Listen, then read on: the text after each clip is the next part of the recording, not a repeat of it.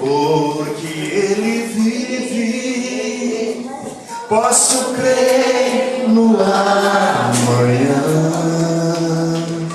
porque Ele vive, temor não há, mas eu bem sei, eu sei que a minha vida está nas mãos de meu Jesus, que vivo está, porque Ele vive, porque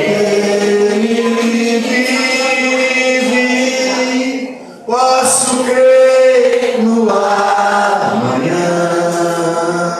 porque Cristo vive, temor não há, mas eu bem sei que a minha vida está nas mãos de meu Jesus, eu vivo está. Que Deus abençoe. Vamos ouvir a palavra para o nosso servo, o irmão, né? Que Deus abençoe e fale ao nosso coração. Boa noite, meus queridos irmãos. Graças e paz a todos. Louvo a Deus por essa oportunidade de estar aqui na casa do Senhor. Agradeço também ao pastor Roberto pelo convite, pela confiança. Que Deus, nessa noite, possa falar conosco. Amém. Através da sua palavra. Glória. Queridos, você que trouxe Bíblia, por gentileza, abra no livro do princípio. Vamos ler 3 versículos apenas. Gênesis capítulo 2, dos versos 15 ao 17. Tomou o Senhor Deus o homem e pôs no jardim do Éden, para lavrar a terra. E ordenou o Senhor ao homem, dizendo: de toda a árvore do jardim comerás livremente, mas da árvore da ciência do bem e do mal, dela não comerás, porque no dia em que dela comeres, certamente morrerás. Ordem expressa do nosso Criador. Curve sua cabeça, vamos falar. Senhor meu Deus, nós te louvamos por tão grande salvação em nossas vidas. Ainda, Senhor, que nós tivéssemos todo o conhecimento filosófico e acadêmico, sem o Teu Espírito em nossas vidas, nós não seremos nada. Por isso, Senhor, que a Tua graça nos alcance cada dia. Sabemos que os dias já são maus. Meu Deus, abençoa a Tua igreja, Senhor, aqui na terra. Abençoa os Teus filhos, Senhor. Abre o nosso entendimento. Prepara o nosso coração essa noite para ouvir a Tua palavra, Senhor. Fala o que o Senhor... Na década de 90, me parece que na Inglaterra, houve uma conferência. E essa conferência, ela durou dias e mais dias. E nessa conferência tinha psicólogos e psicanalistas. E ao término dessa conferência, eles chegaram à seguinte conclusão: o homem, se tirar as regras, as leis e o pudor, o homem se autodestrói, moralmente e espiritualmente. Veja o que está acontecendo nessas nações. Em Amsterdã, na Holanda, existe um parque onde a prefeitura liberou para quem quisesse fazer suas promiscuidades ao ar livre. Olha só onde estamos chegando. Imagine só, você vai passear com sua família e de repente você dá de cara com uma situação dessa. Então, o homem sem lei, sem regras, ele se torna um ser insaciável e se autodestrói, moralmente e espiritualmente. Eu estava lendo um artigo que na Alemanha, desde 1969, se alguém lá quiser manter relações sexuais com um animal, não existe lei que proíba isso.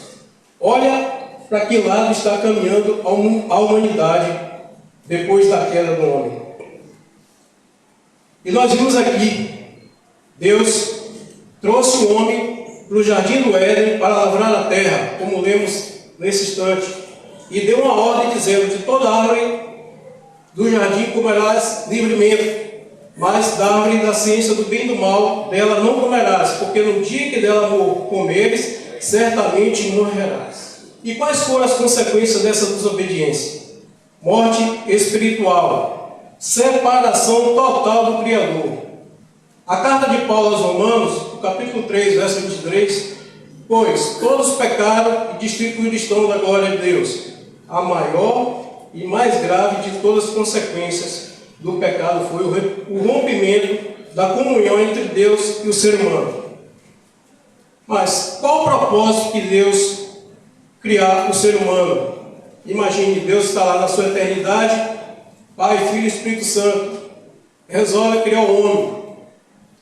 A Bíblia diz, em Isaías 43, verso 7, diz: a todos que eu chamei, a todos que são chamados pelo meu nome, e os que eu criei para a minha glória, eu os formei. Sim, eu os fiz.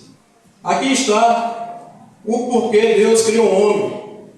Deus fez o homem para que ele pudesse se revelar, contemplar sua grandeza, sua magnitude, suas obras, a fim de se revelar ao homem por meio de toda a criação.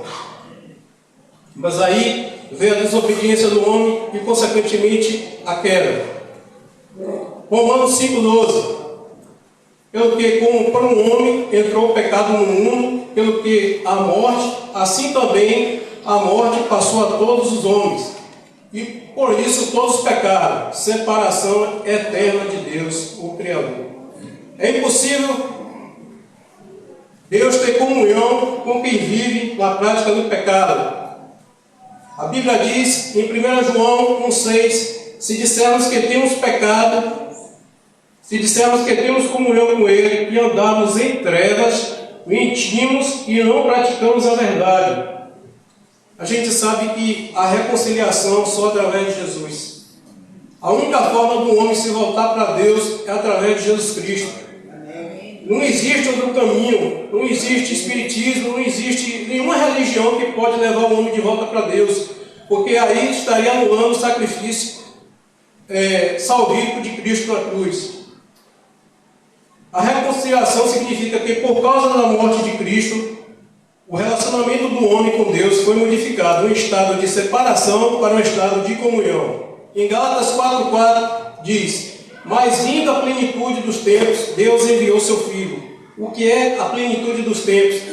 Foi o momento certo. Deus nem atrasou e nem adiantou a chegada do seu Filho. Ainda que durasse aquele período interbíblico de 400 anos de Malaquias até Mateus. Em Romanos 5,11 diz assim: não somente isso, mas também nos gloriamos em Deus, que por nosso Senhor Jesus Cristo, pelo qual alcançamos a reconciliação. Só existe um mediador entre Deus e o homem, Jesus Cristo. Em 1 Timóteo 2,5, ou seja, não é religião, não é pelas obras, não é por méritos próprios, mas pela graça, ou seja, favor imerecido.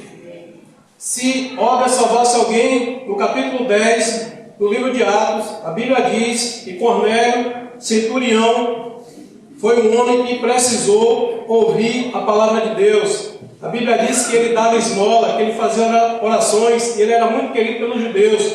Mas foi necessário que Pedro ir lá e pregar o Evangelho e ele ser batizado. Ele, a sua família e seus amigos mais chegados. Isso prova que as obras não salvam ninguém, ainda que quem é salvo, claro, pratica as boas obras. Contudo, aos que crerem em seu nome, Deus o direito de se tornarem filhos de Deus. 1 João 1,12. E todo aquele que invocar o nome do Senhor será salvo. Romanos 10,13.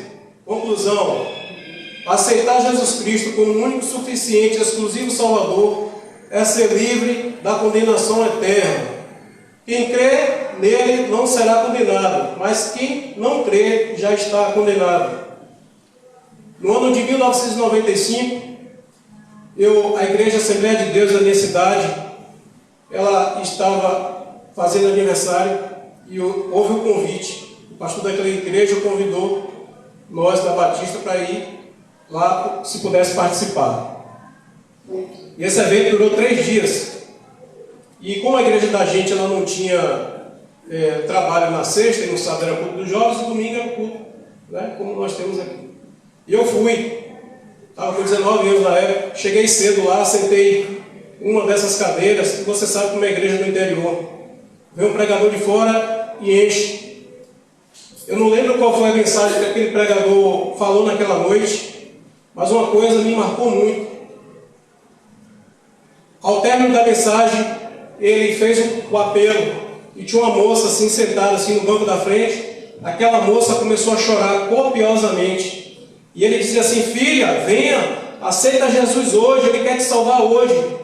E aquela moça ali chorando copiosamente, com o coração endurecido. Eu conheci aquela moça porque o pai dela se chamava André e era amigo do meu pai, e esse André trabalhava na mesma empresa que meu pai. Ele fez o apelo, a moça não foi, terminou o culto, tudo voltou ao normal. Passados dias, aquela moça ficou doente, ela ia para o hospital, ficava internada e voltava. Passava mais ou menos um tempo, ficava doente, a gente perguntava: André, o que está acontecendo com sua filha? Ele disse: não sei, ninguém sabe. Vai para o hospital, fica boa e volta. E teve um dia que ela foi e não voltou mais. Então assim, quando a gente ouve a palavra de Deus, quando a gente faz o apelo, não é fazer chantagem emocional com ninguém. O nosso papel, o nosso dever é pregar a palavra de Deus, que todos venham o conhecimento da verdade. E aquela moça partiu para a eternidade, e a gente não sabe se nesse período, se alguém foi lá, porque lá acontece muito das igrejas, né, de evangelizar lá no leito dos hospitais lá. Então, é o que eu sempre digo: quando você ouvir a voz do Senhor teu Deus, não endureçais o vosso coração, porque Deus Ele quer te salvar. E era isso que eu tinha que dizer para essa noite, pastor. Deus nos abençoe e que o Senhor Deus aplique a sua palavra no nosso coração. Porque Ele vive, posso crer no amanhã.